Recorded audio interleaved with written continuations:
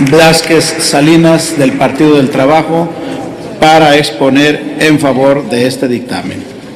Tiene usted el uso de la palabra, señor senador.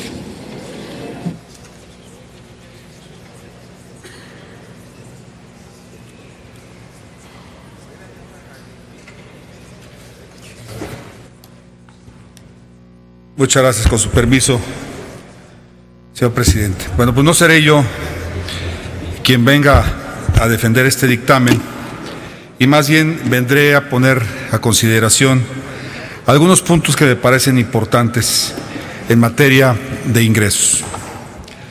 Lo primero tiene que ver con el precio de la gasolina.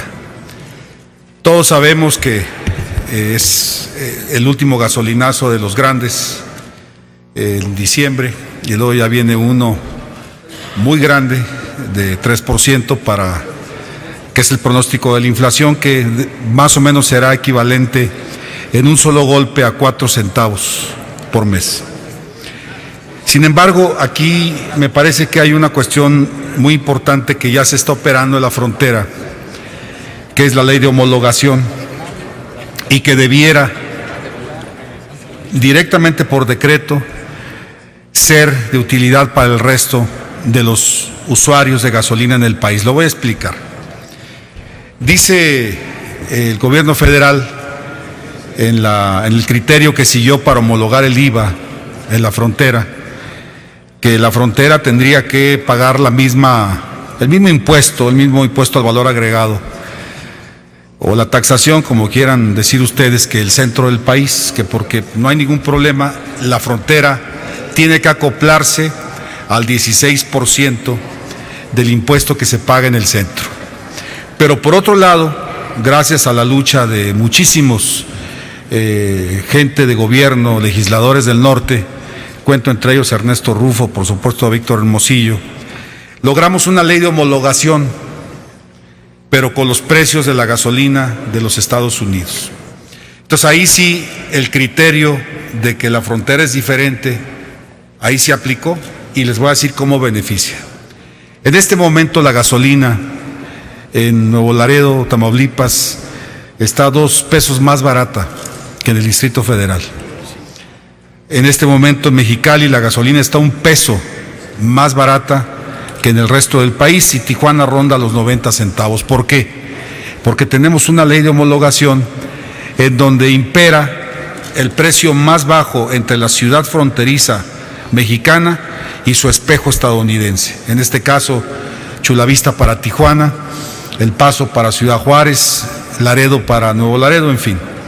Sin embargo, hemos dejado inconcluso este criterio para el resto del país.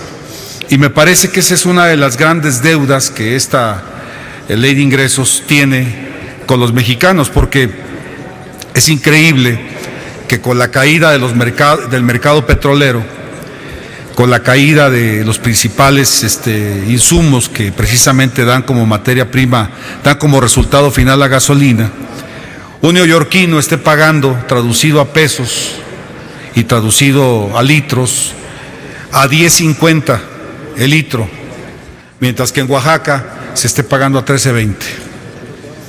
Es injusto que si la gasolina, como todo parece indicar, seguirá bajando a llegar a niveles insospechados, un angelino o un bostoniano pague por ahí de mayo o junio la gasolina a 9 pesos y en Tuxtla Gutiérrez o en Oaxaca de Juárez se pague a 13.70, porque ese será el precio al que se va a ajustar después del aumento del próximo mes de enero. Yo pugné precisamente porque se diera una ley de homologación. Yo pienso que no es nada diferente a lo que tienen planeado, porque finalmente es el mercado de la oferta y la demanda lo que, según se tiene planeado a partir del 2017. El otro punto tiene que ver con los precios de referencia del crudo. Esto empezó en 82, los compañeros de la colegisladora lo redujeron a 81, y gracias a la gestoría que realizamos en Comisiones Unidas en esta Cámara, logramos que la Secretaría de Hacienda lo redujera a 79. Sin embargo, aquí yo veo dos peligros muy graves. El primero es de que la información que tenemos de los precios a futuro del petróleo indican que esta campaña llegó para quedarse. O sea, todos los analistas de los mercados nos dicen que quienes están apostando a que el crudo va a subir están mal y se quedarán esperando por lo menos un año. Entonces, ese es el primer gran peligro, que estamos nosotros fijando el precio en 79 cuando sabemos que la mayor parte del año estará por debajo de 75, inclusive de 70. El otro punto que me parece muy riesgoso es que los factores de estabilización sobre la correlación que guarda el precio del crudo y lo que tiene que ver con su precio de referencia presupuestal no son claros.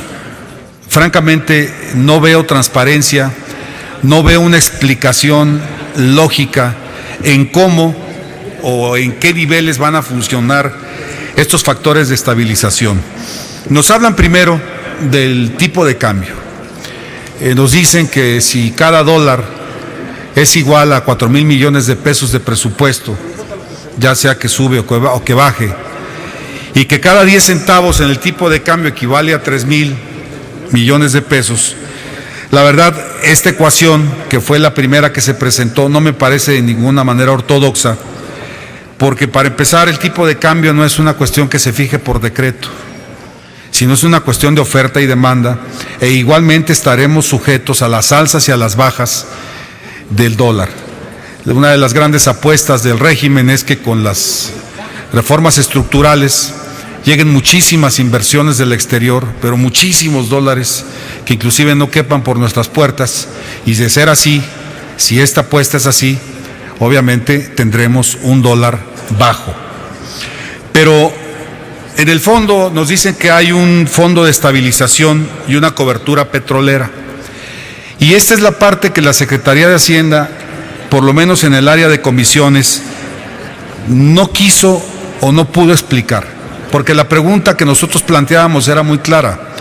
Utilizando estos fondos de estabilización y la correspondiente cobertura petrolera, ¿cuál sería el gap que podría cubrir este tipo de aseguranza? Esto es, vamos a decir, $5, $6 abajo de lo presupuestado, y la respuesta es, o la que nos dieron, esta es información estrictamente confidencial, no la podemos revelar, porque si la revelamos podría afectar la negociación, y nunca se nos dijo en sí cuánto cubriría este fondo de estabilización. Y una situación que quiero desde este momento anticipar. Yo voy a votar a favor de este dictamen. Y voy a votar a favor porque quiero dar un voto de confianza. No deseo que pasen cuestiones oscuras que afecten la caja registradora de mi país. No lo deseo. Lo último que quisiera es que se cumplieran esos negros pronósticos que impedirían al país tener los recursos suficientes para, asimismo, cubrir las necesidades elementales de este país. Sin embargo, creo que conforme esta situación se marca en lo que tiene que ver con el precio de referencia, casi les puedo anticipar que seremos testigos de un par de recortes, si no es que 3, a lo largo del año. Y en esto, lo de menos sería quién pagara las facturas políticas, porque ya sabemos quién las va a pagar. Es año electoral, si esto ocurre. Lo verdaderamente lamentable es que no hay peor cosa para un país, y esto lo decimos por experiencia, que recortar presupuesto a lo largo del año. Y repito, no por quien pague las facturas electorales, el pueblo las va a cobrar, no tenga la menor duda. La cuestión es que esto decide y define el nivel de vida de los mexicanos. Es la diferencia entre que un niño tenga clases, entre que una madre de familia sea atendida, entre que un joven tenga un lugar deportivo donde realizar su rutina diaria. Esa es la gran diferencia entre un país que planea, entre un país que define un programa de ingresos de una manera seria y un país que lo hace en base a despropósitos. Les deseo de todo corazón que esos nubarrones no contaminen la caja registradora del país. Sin embargo, creo, desafortunadamente, que por lo menos un par de recortes sí tendremos. Es la cuenta, señor presidente. Muchas gracias. Muchas gracias, señor senador.